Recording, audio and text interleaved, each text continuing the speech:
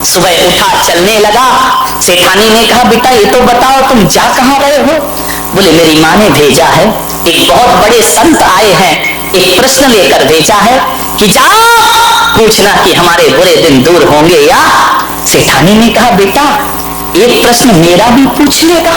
अरे उसने कहा, आप तो इतनी धनवान है, इतनी बड़ी हवेली में रहती है, आपको भी कोई प्रश्न है क्या? बोले बेटा मेरा एक प्रश्न पूछ लेना। उसने कहा, जा रहा हूं, आपने उपकार किया है, एक प्रश्न तुम्हारा पूछ लूंगा। बोले जाओ संत से ये पूछना कि मेरे पास दौलत है, माया है, सब कुछ है, कोई कमी नहीं है, एक बेटी है मेरी, पूछना उसकी शादी कब होगी।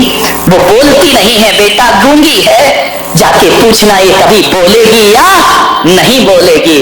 उसने कहा पूछ लूंगा। आगे बढ़ा, एक किसान का खेत पड़ा, 12 बज गए, भूख लगी।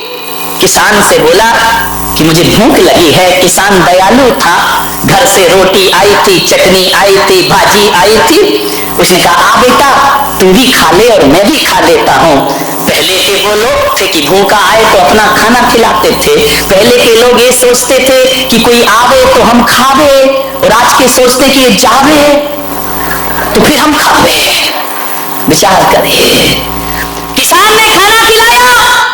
किसान ने कहा कि बेटा तू जा कहाँ रहा है? बोले एक संत है, प्रश्न पूछने जा। किसान ने कहा, भाई एक काम कर, एक प्रश्न।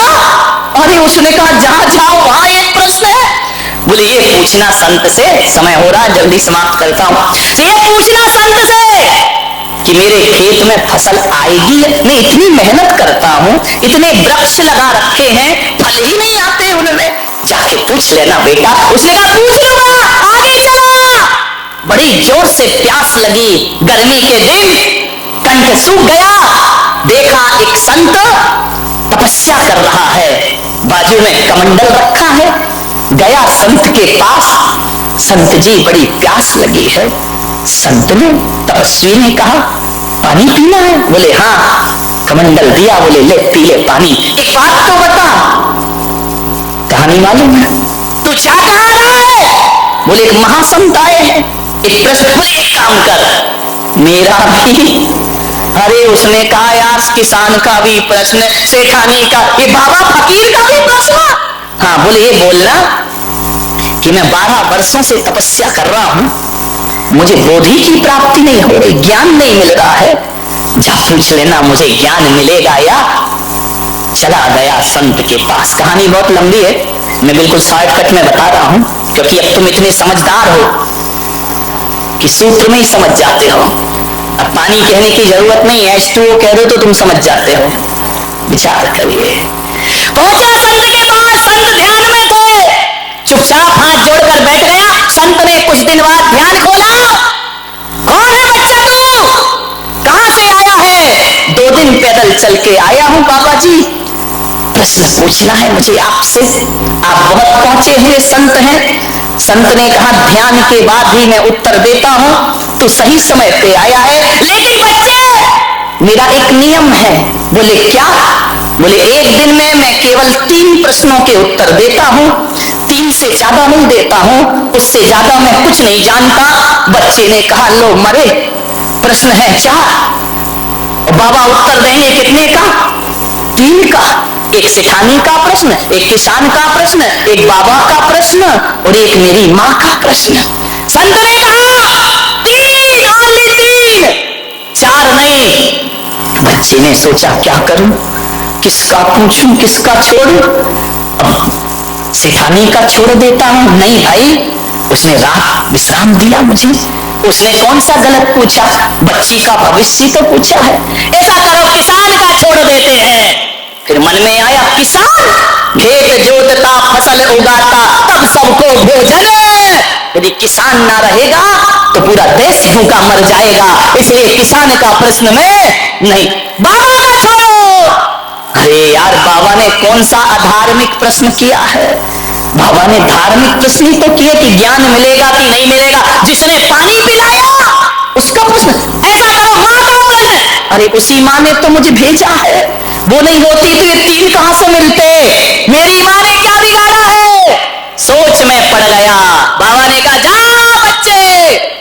प्रश्न पूछ। बच्चे ने 3 प्रश्न पूछे। लौट कर आया, किसान मिला, बाबा मिला। क्यों रे? मेरा प्रश्न पूछा। हाँ बाबा जी पूछा। क्या बोले संत? बोले तुझे ज्ञान जरूर होगा, इसी वक्त बोधि की प्राप्ति होगी। तो अभी तक क्यों नहीं हो रही?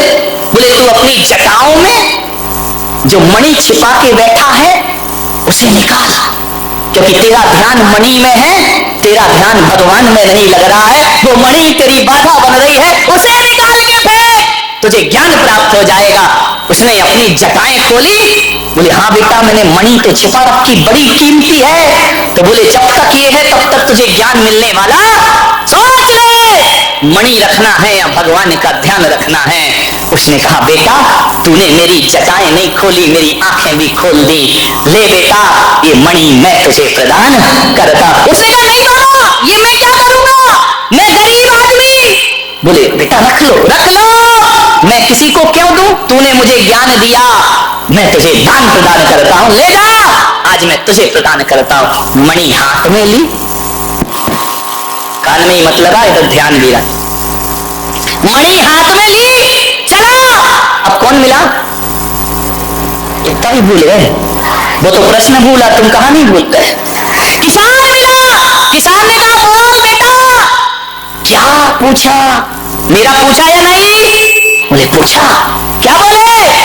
बोले किसान तेरे खेत के वृक्षों में फल जरूर आएंगे, फसल जरूर लगेगी। तो अभी तक क्यों नहीं लगे? बोले तेरे पेड़ के नीचे कुछ गड़ा हुआ है, उससे जड़ें जमीन तक नहीं पहुंच रही हैं, उससे टकरा रही हैं, इसलिए पेड़ फलता फूलता रहे। बोले ठहर बेटा, उसने खुदाई की, सोने के घड़े मिले जिसमें अशर्फियां रखी हुई थी। किसान की आंखें चौंधे आ गई, बरसों से भूखा मर रहा हूं, गरीबी का शिकार बन रहा हूं, ये सोने के घड़े। उसने कहा बेटा तेरा बड़ा उपकार। बोले उपकार तो आपका, आपने मुझे रोटी दी थी। बोले नहीं बेटा, तूने घड़े दी, एक काम कर बेटा, ये सोने के घड़े मैं तुझे प्रदान। अरे बोले मैं क्या करूंगा? आप किसान है, आपकी जमीन पे आपका हक है। बोले बेटा सोना से ज्यादा कीमती तो जमीन हुआ करती है, धरती हुआ करती है। सोना आज है कल खत्म हो जाएगा, जमीन पर फसलें आएंगी, किसान हमेशा माला माल रहेगा, मुझे इसकी जरूरत नहीं। इस पे तेरा बैलगाड़ी बुलाई, सोने के घड़े रखे, उसे बिठाया, चल दिया। किसका घर पड़ा है? कौन बोला? शांति सेठ का। सेठानी का घर पड़ा, बैलगाड़ी रुकी, सेठानी निकल के आई। क्यों रे? पैदल गया था, बैलगाड़ी ये क्या भरा है पीछे? बोले मुझे नहीं मालूम अम्मा, मेरा प्रश्न पूछा। बोले हाँ पूछा। क्या बताया? बोले तेरी लड़की की शादी जरूर होगी। जरूर होगी? बोले हाँ, कब होगी? बोले जिस लड़के को देखकर तेरी लड़की की आवाज वापिस आ जाए वही उसका पति होगा। इतने में पीछे से लड़की दौड़ी आई, लड़के पे निगाह पड़ी, उसने आवाज लगाई, अम्मा मैं बोलने लगी हूँ। अम्मा ने कहा हो गया बेड़ा, पगड़ा दूल्हा बनाया। कौन बोला? विठल काश हम होते कि कोई नगर सेठ का लाव लश्कर जा रहा होगा, दूल्हा बना लड़का, दुल्हन उतर रही है। माँ ने पूछा कहां से पधारे हैं आप? बोले पधारा नहीं, मैं तेरा बेटा। तू मेरा बेटा? पागल, ये कहां से चुराया? अब गरीब क्या सोचे भाई, तू वापिस कर क्या? मैंने तुझे मना किया, मैंने तुझे संत के पास भेजा था। बोल मेरा प्रश्न पूछा या नहीं पूछा? बोले माँ प्रश्न तो नहीं पूछा, लेकिन उत्तर साथ लेकर आया हूं। बोले क्या साथ लेकर आया है? बोले माँ दे, आज मुझे लगा कि अमीरों के घर में पैदा होके बड़ी बड़ी डिग्रियां लेकर भी आदमी वो संस्कार नहीं पाता जो माँ तुझ गरीब माँ से मैंने संस्कार प्राप्त किए हैं। माँ मैं संत के पास पहुंचा, संत ने कहा 4 में से 3 प्रश्न पूछना, 1 प्रश्न छोड़ देना। बेटा किसका प्रश्न छोड़ा? माँ तेरा प्रश्न छोड़ा। बोले क्यों? बोले मेरे मन में आया कि अपने लिए तो सब जीते हैं, दूसरों के लिए जीकर देखो जीवन कैसा हुआ करता है। मैंने अपना स्वार्थ छोड़ दिया माँ। और देख माँ, तेरा प्रश्न क्या छोड़ा, मैंने अपना स्वार्थ छोड़ा, उसका परिणाम आज ये सब संपदा लेकर तेरे घर में आया हूं माँ। ये जो भी मिला है तेरे प्रश्न ना पूछने से मिला है, ध्यान रखिए। मान्यवर, निजी स्वार्थ छोड़ करके जीने का प्रयास करो। जो मांगने से नहीं मिलता वो लुटाने से प्राप्त हो जाया करता है, ध्यान रखिए।